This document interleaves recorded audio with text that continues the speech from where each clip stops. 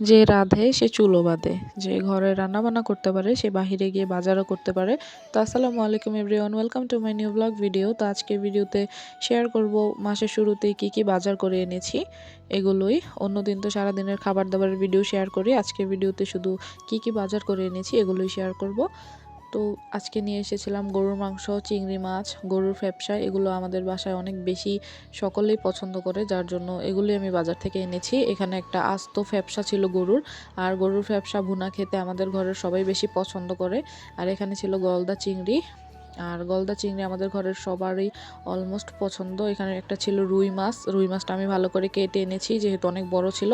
আর ছিল সবার পছন্দের গরুর মাংস। গরুর মাংস তো আমাদের ঘরে মাস্ট বি লাগে, প্রত্যেক মাসে আমি এরকম করে 4 থেকে 5 কেজি গরুর মাংস আনি। আর এখানে এই যে চিংড়ি মাছগুলোকে ধরে দেখতেছিলাম, চিংড়ি মাছগুলো বেশ বড় বড় ছিল।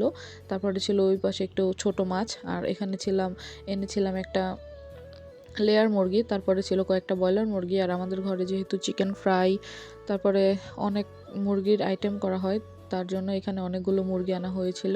আর মুরগির গিলা কলিজা দিয়ে তো মাঝে মাঝে খিচুড়ি খেতে পারে, যার জন্য এগুলোকে ড্রেসিং করে এনেছিলাম। আর লেয়ার মুরগি আমাদের ঘরে প্রত্যেক মাসে একটা করে আনা হয়, কারণ লেয়ার মুরগির মাংস খেতে অনেক বেশি মজা লাগে। আর মুরগিটাও বেশ বড় ছিল। আমি এখানে আমার মাকে বলতেছিলাম যে একটু দেখাও মুরগিটা। আর এখানে ছিল এই যে গোলসা মাছ, এই মাছগুলো খেতে বেশ ভালো লাগে, টমেটো দিয়ে টক রান্না করে আমার আম্মু, যার জন্য এনেছিলাম। আর এই যে এক নজরে বাজারগুলো দেখে নিন, আসলে এরকম করে বাজার করতে আমার বেশ ভালো লাগে। তো ঘরে রান্না করি তো কি হয়েছে, বাইরে বাজারও করতে পারি আমরা, মেয়ে মানুষ সবই পারে। আর মা থাকলে তো কোনো কথাই নেই, সব কিছু মা সাহায্য করে দেয় সব কিছুতেই। আর এখানে মা ছোট ছোট মাছগুলো কেটে নিচ্ছে, অলমোস্ট সব কিছু তো কাটাই এনেছি আজকে। তো মুরগিগুলোকে প্রথমে আমি কেটে নিয়েছিলাম। আর লেয়ার মুরগিটা যেহেতু অনেক বেশি শক্ত, এটা আমার আপু কেটে দিচ্ছিল। আর এই লেয়ার মুরগিটা অনেক বেশি শক্ত, শক্ত থাকার কারণে আর কি কাটা যায় না। তো এটা কাটতে অনেক বেশি কষ্ট হয়, কিন্তু খেতে কিন্তু অনেক বেশি মজা।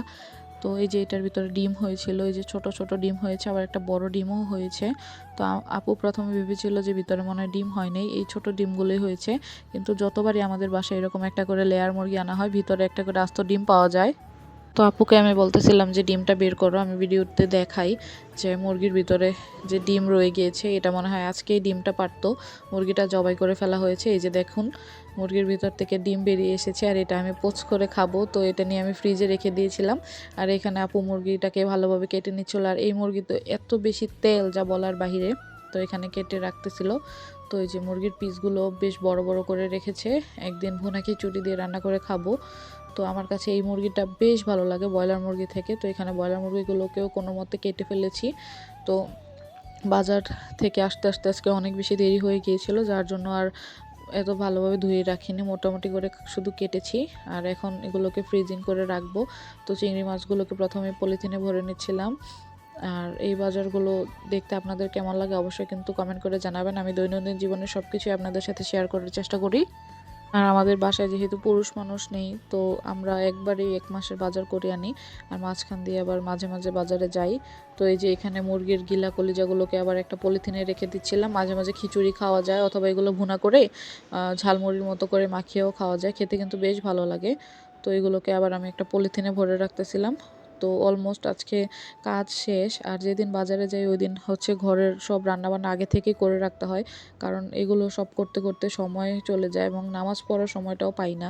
তো ওই যে গরুর মাংসগুলো কিন্তু অনেক বেশি ফ্রেশ, একদম তাজা হাড় গরুর মাংস। গত মাসে যখন এনেছিলাম দামড়ি গরুর মাংস দিয়েছিল, যার জন্য অনেক বেশি শক্ত ছিল। আর এটা ছিল একদম তাজা হাড়ের মাংস। আর এটাকে আমি 5 ভাগে ভাগ করতেছিলাম, 5 ভাগে ভাগ করেছি 5 দিন খাওয়ার জন্য। আর এখানে প্রায় 5 কেজির মতো মাংস ছিল। এখানে তেল, চর্বি, হাড় সব কিছুই মিলে ছিল। আর শুধু গরুর মাংস কিন্তু খেতে ভালো লাগে না, হাড় চর্বি থাকলে কিন্তু খেতে অনেক বেশি ভালো লাগে। আর এখানে আমি ফ্যাপসাটাকেও দেখাতে বলেছিলাম আপুকে, ফ্যাপসাটা অনেক বেশি বড় ছিল। আর এটা খেতে কিন্তু অনেক বেশি ভালো লাগে। তো এটাকে ভালোভাবে হলুদ মরিচ দিয়ে সিদ্ধ করে নিয়েছিল, এখন এটাকে কেটে নিতে হবে। তো যে রাঁধে সে চুলো বাঁধে, আমরা কিন্তু ঘরে রান্না বান্নাও করি, আবার বাহির থেকে বাজারও করে আনি। তো এগুলোকে আবার গুছিয়েও রাখি, মেয়ে মানুষেরই সব কাজ করতে হয় ধরতে গেলে। তো এগুলোকে কেটে নিচ্ছিলাম। আর এগুলো ছিল অনেক বেশি গরম, আর এগুলোকে কিন্তু এভাবে সিদ্ধ ছাড়া কাটা যায় না, খাওয়াও যায় না। তো আজকে ভিডিওটা কার কাছে কেমন লেগেছে অবশ্যই কিন্তু কমেন্ট করে জানাবেন। আর চ্যানেলটা কিন্তু অবশ্যই সাবস্ক্রাইব করে দিবেন। সাবস্ক্রাইব করে একটা লাইক দিয়ে দিবেন। আল্লাহ হাফেজ গাইস।